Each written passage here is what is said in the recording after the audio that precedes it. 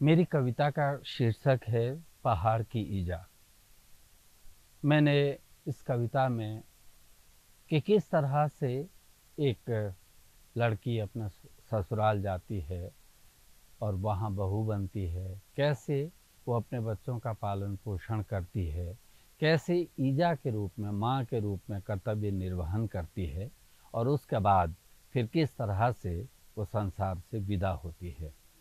1996 की बात है, जब मेरी माताजी का निधन हुआ था। तो उन 10-12 दिनों की अवधि में मेरे भीतर न जाने कितने विचार, कितनी यादें ईजा की आती रही और फिर जन्म लिया इस कविता ने कि मोह अंधेरे उठना, करना पूजा अर्चना, गौशाला जा सानी बना, गायों को है दुहना। मोह अंधेरे उठना, करना पूजा अर्चना, गौशाला जा सानी बना, गायों को है दुहना। सोए हुए बच्चों के माथों को चूमना, फिर जाल दराती लिए जंगल चले जाना। और उसके बाद ही हो लाल पूरब दिशा, ऐसी सुबह बिताती मेरे गाँव की ईजा, पहाड़ की ईजा। फिर दोपहर को चूल्हा चौका मांजने बर्तन, हाथ पांव धोना, करना कोयला मंजन। फिर धूल से सने हुए बच्चों को नहलाना, लकड़ी के कांगुले से अपने बाल पवसाना। फिर दोपहर अपनी रही जो खेत में बिता, मेहनत की जिंदगी बिताती गाँव की ईजा, पहाड़ की ईजा। बच्चे बड़े हुए हैं, अब इनको भी पढ़ाना, खुद खानी खा के भी है इन्हें आगे बढ़ाना। बेटी बड़ी हुई है, विदा इसको कराना, हिम्मत न हारें बापू, हौसला है बढ़ाना।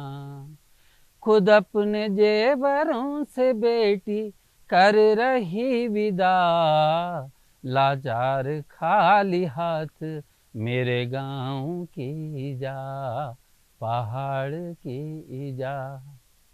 जब बच्चे बड़े होते हैं, आज के बच्चों के पास तो बहुत सारे खिलौने होते हैं, कंप्यूटर्स होते हैं, मोबाइल होती हैं, साइकिल होती हैं, लेकिन हमारी ईजा चीड़ के कोन्स को, ठीठों को तोड़ के लाती थी और उनको धागे बांध के हमें खिलाती थी।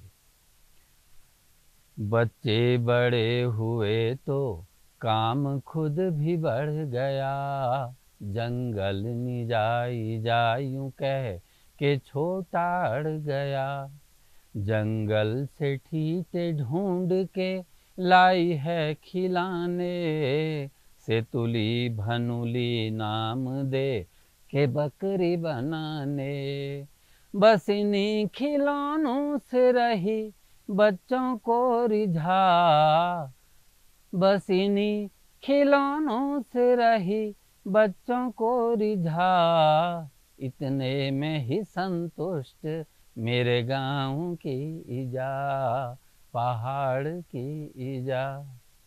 कोई भी आया द्वार पे पाने की आस है, सब कुछ खिला दिया है उसे जो भी पास है। रमुआ की बहू माँ बनी रहती बीमार है, हर गांव की बेटी बहू से माँ को प्यार है। खुद अपने मुंह से छीन खिलाती उसे गिजा, ममता की एक देवी मेरे गाँव की ईजा, पहाड़ की ईजा।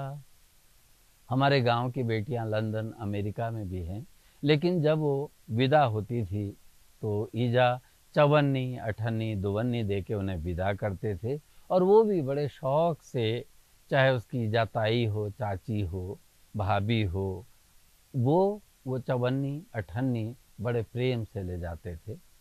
और एक बात और मैं आपको बताऊं कि जब मेरी ईजा का अंतिम समय आया तो उसने खुद ही बछिया, तुलसी, सोने की व्यवस्था की थी।